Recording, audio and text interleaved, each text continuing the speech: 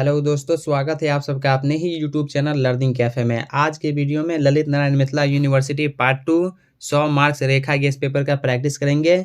इसमें जितना objective question है 2 से 3 वीडियो में सभी क्वेश्चन का प्रैक्टिस करवा दिया जाएगा। पिछले वाले वीडियो में 124 क्वेश्चन तक का वीडियो प्रैक्टिस करवा दिया हूँ। वो वीडियो आपको हमारा न्यू चैनल लर्निंग कैफे 2.0 पर मिल जाएगा। लिंक डिस्क्रिप्शन में दे दिया हूँ। तो हमारा न्यू चैनल लर्निंग कैफे 2.0 को भी सब्सक्राइब कीजिए, लिंक आपको डिस्क्रिप्शन में मिलेगा। जाइए उस चैनल पे विजिट कीजिए। रेखा गैस पेपर का कंप्लीट प्रैक्टिस करवा दिया हूँ और उस पर एग्जाम से रिलेटेड नोटिफिकेशन अपलोड किया जाता है। तो आज के वीडियो में इससे आगे जो ऑब्जेक्टिव क्वेश्चन रह गया है इस सबका प्रैक्टिस करेंगे।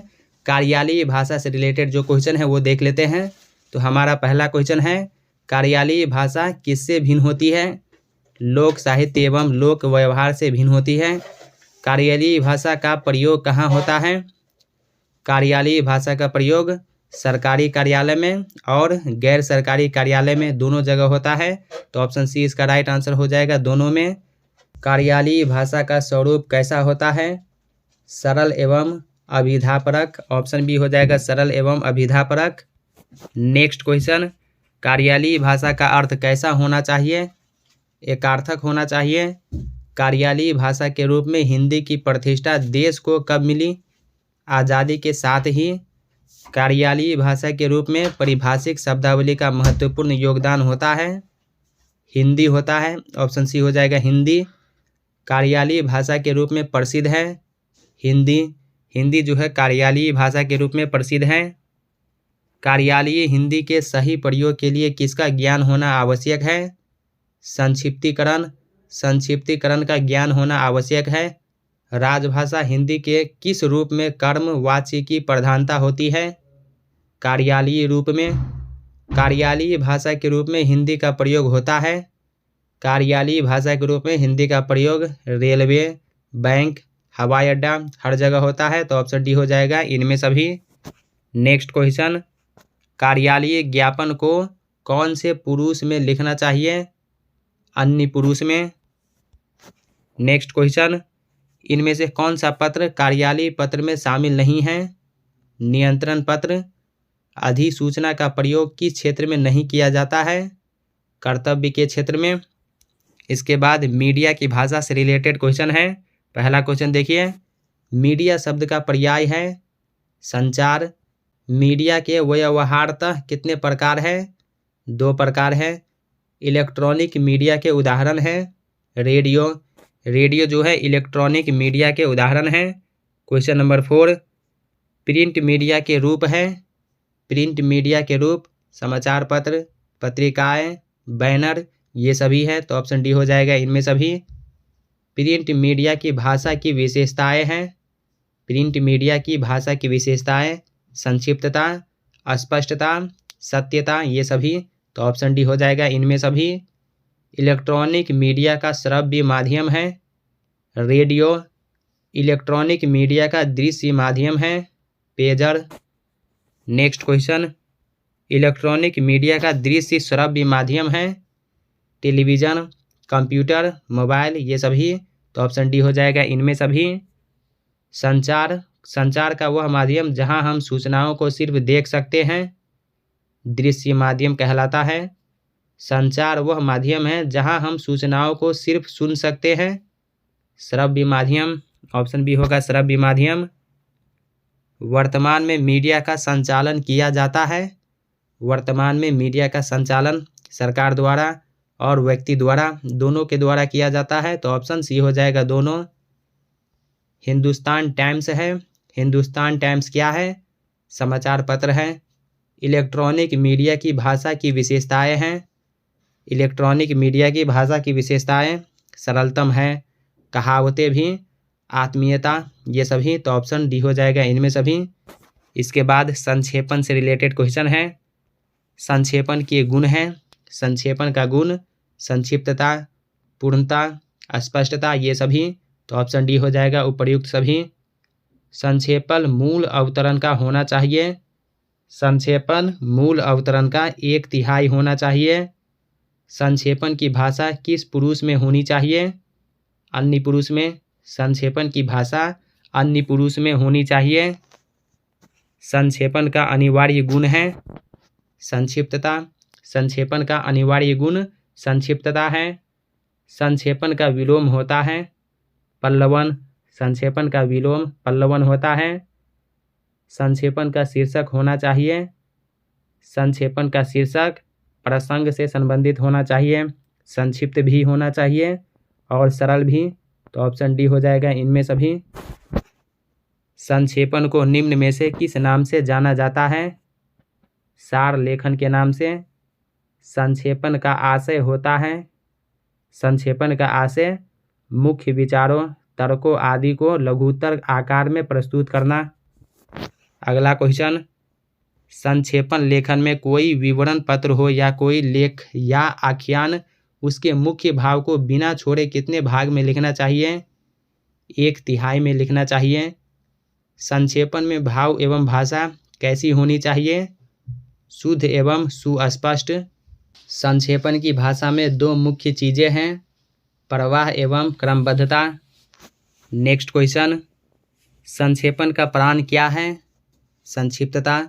संक्षेपण का प्राण संक्षिप्तता है। संक्षेपण को सामान्य रूप से मूल अवतरण का कितना अंश होना चाहिए? 1/3 अंश। संक्षेपण का शीर्षक कैसा होना चाहिए? लघु एवं भावाभिव्यंजक।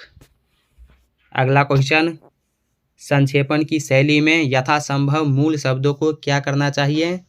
बहिष्कार करना चाहिए। संक्षेपण स्वतः कैसी होनी चाहिए? पूर्ण। संक्षेपण स्वतः पूर्ण होनी चाहिए। संक्षेपण के विचारों का सार किस रूप में रखा जाता है? क्रमबद्ध। संक्षेपण के विचारों का सार क्रमबद्ध रूप में रखा जाता है। इसके बाद पल्लवन से रिलेटेड क्वेश्चन है। पहला क्वेश्चन देखिए, पल्लवन की भाषा होनी चाहिए। पल्लवन की भाषा स्पष्ट, प्रांजल, पारदर्शी होनी चाहिए। तो ऑप्शन डी हो जाएगा इनमें सभी। पल्लवन की शैली होनी चाहिए व्यास शैली। पल्लवन की शैली व्यास शैली होनी चाहिए। पल्लवन का दूसरा नाम है भाव विस्तारण। पल्लवन का दूसरा नाम भाव विस्तारण है। पल्लवन और कुछ नहीं वरन यह सहज प्रक्रिया है। बिंदु से वृत्त बनाने की, चीज से वृक्ष बनाने की, कली से फूल बनाने की, ये सभी होगा। तो ऑप्शन डी इसका राइट आंसर है इनमें सभी। पल्लवन में होता है, पल्लवन में भाव का विस्तार होता है। पल्लवन का मूल कथन रहता है भाव गर्भित। पल्लवन का मूल कथन भाव गर्भित होता है। पल्लवन होता है, पल्लवन किसी भाव का विस्तार होता है। पल्लवन शब्द का शाब्दिक अर्थ है विस्तार या फैलाव। पल्लवन शब्द का शाब्दिक अर्थ विस्तार या फैलाव होता है। पल्लवन किसी भाव को किस रूप में व्यक्त करता है? विस्तार के रूप में। पल्लवन की रचना कौन से पुरुष में होनी चाहिए? अन्य पुरुष में। पल्लवन की रचना अन्य पुरुष में होनी चाहिए। पल्लवन की शैली कैसी होनी चाहिए? व्यास। पल्लवन की शैली व्यास शैली होनी चाहिए। पल्लवन लेखन में कैसी बातों का अनावश्यक उल्लेख नहीं करनी चाहिए? अप्रासंगिक बातों का। ऑप्शन बी हो जाएगा अप्रासंगिक। मूल विचार अथवा भाव के नीचे दबे अन्य सहायक विचारों को समझने की सूझ निम्न में से किसके अंतर्गत आती है? पल्लवन के अंतर्गत। पल्लवन और संक्षेपण एक दूसरे से कैसा संबंध रखते हैं? उल्टा। पल्लवन और संक्षेपण एक दूसरे से उल्टा संबंध रखते हैं। पल्लवन में कैसा गुण होता है? पल्लवन में निबंधात्मक गुण होता है। ऑप्शन बी हो जाएगा। पल्लवन में निबंधात्मक गुण होता है। भाव विस्तारण से आशय है। भाव विस्तारण से पल्लवन का आशय है। पल्लवन में किसका होना अति आवश्यक है? अस्पष्ट बातों का। पल्लवन में अस्पष्ट बातों का होना आवश्यक है। इसके बाद टिप्पण से रिलेटेड क्वेश्चन है। दोस्तों हमारा न्यू चैनल लर्निंग कैफे 2.0 को भी सब्सक्राइब कीजिए, लिंक आपको डिस्क्रिप्शन में डाल दिया हूँ। उस चैनल पर रेखा गेस्ट पेपर का कंप्लीट प्रैक्टिस सेट अपलोड कर दिया गया है और उस पर एग्जाम से रिलेटेड नोटिफिकेशन भी अपलोड किया जाता है, इसलिए लिंक आपको डिस्क्रिप्शन में दे दिया हो। जाइए उस चैनल पर विजिट कीजिए और सब्सक्राइब एंड शेयर कीजिए। तो टिप्पण से रिलेटेड क्वेश्चन, पहला क्वेश्चन देखिए। टिप्पण की विशेषता है। टिप्पण की विशेषता संक्षिप्तता, सरलता, शिष्ट भाषा, ये सभी है। तो ऑप्शन डी हो जाएगा इनमें सभी। तत्काल कार्रवाई की जाए किस प्रकार का टिप्पण है? आदेशात्मक टिप्पण। टिप्पण की भाषा होती है, टिप्पण की भाषा सरल, स्पष्ट, तथ्यपूर्ण होती है। तो ऑप्शन डी हो जाएगा उपर्युक्त सभी। किसी भी विचाराधीन पत्र के निस्तारण को सुगम और सरल बनाने हेतु जो टिप्पणी लिखी जाती है वह क्या कहलाती है? तो वह जो है टिप्पण कहलाती है। सरकारी कार्यालयों में कार्य संपादन का एक माध्यम है टिप्पण। सरकारी कार्यालयों में कार्य संपादन का एक माध्यम टिप्पण है। मंत्री, प्रधानमंत्री अथवा राष्ट्रपति के द्वारा लिखी गई टिप्पणी को क्या कहते हैं? मिनट कहलाता है। टिप्पणी लेखन में यथासंभव क्या होनी चाहिए? संक्षिप्तता होनी चाहिए। टिप्पणीकार को टिप्पण तैयार करते समय कौन से पुरुष का वाक्य में उपयोग करना चाहिए? अन्य पुरुष का। टिप्पणी लेखन के मुख्य कितने उद्देश्य हैं? 3। टिप्पणी लेखन के मुख्य 3 उद्देश्य हैं। टिप्पण का अंग्रेजी अनुवाद है नोटिंग। टिप्पण का अंग्रेजी अनुवाद नोटिंग होता है।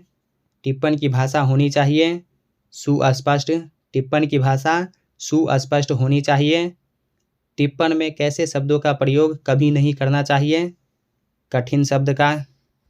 नेक्स्ट क्वेश्चन, टिप्पण लिखने के बाद लिपिक या सहायक को किस ओर हस्ताक्षर करना चाहिए? बाईं ओर।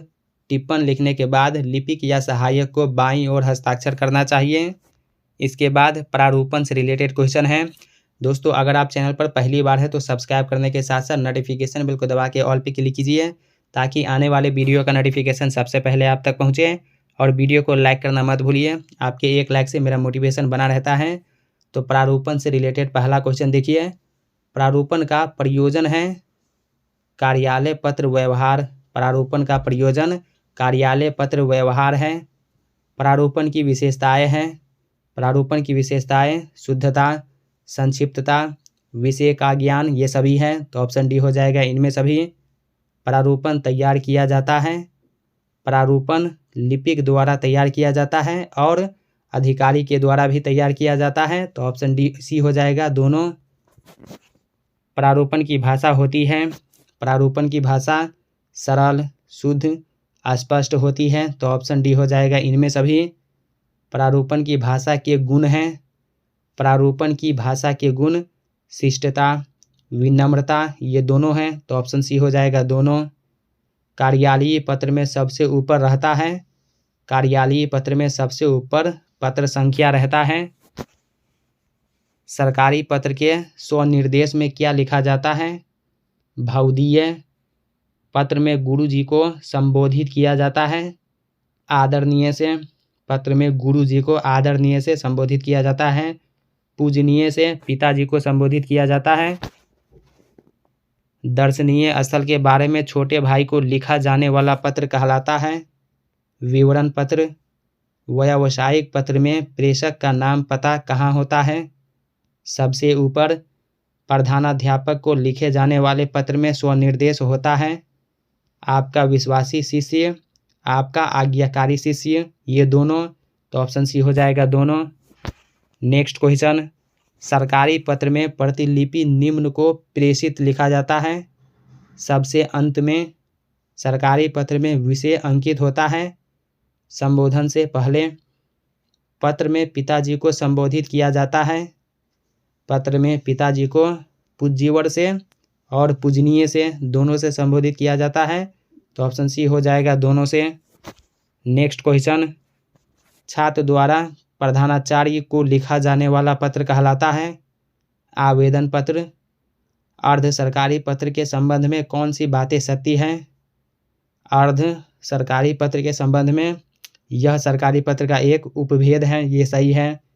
इसकी शैली आत्मीय होती है, ये भी सही। ये व्यक्तिगत पहचान के साथ प्रेषित होते हैं, ये भी सही। तो ऑप्शन डी इसका राइट आंसर हो जाएगा, सभी बातें सत्य है। नेक्स्ट क्वेश्चन, किसी की मृत्यु पर लिखा जाने वाला पत्र कहलाता है शोक पत्र। ऑप्शन बी हो जाएगा शोक पत्र। तो दोस्तों, आज के वीडियो में इतना ऑब्जेक्टिव क्वेश्चन रहने देता हूँ। इससे आगे राष्ट्रभाषा से रिलेटेड जो ऑब्जेक्टिव क्वेश्चन सब रह गया, ये नेक्स्ट वीडियो में कंप्लीट करा दिया जाएगा। इसलिए अगर आप चैनल पर पहली बार है तो सब्सक्राइब करने के साथ साथ नोटिफिकेशन बेल को दबा के ऑल पे क्लिक कीजिए, ताकि जब कभी मैं ये जो ऑब्जेक्टिव क्वेश्चन रह गया है अपलोड करूँ तो सबसे पहले आप तक पहुँचे। तो दोस्तों कैसा लगा ये वीडियो कमेंट करके ज़रूर बताइए। क्या वीडियो आपको अच्छा लगा या लगता है कि ये वीडियो आपके साथ साथ आपके उन फ्रेंड्स को भी हेल्प कर सकता है, तो अपने दोस्तों के साथ वीडियो शेयर कीजिए। अगर कोई क्वेश्चन का आंसर बाय मिस्टेक मेरे से गलत हो गया है तो कमेंट करके बताइए। तो चलिए अब मिलते हैं नेक्स्ट वीडियो में, तब तक के लिए टेक केयर, बाय बाय।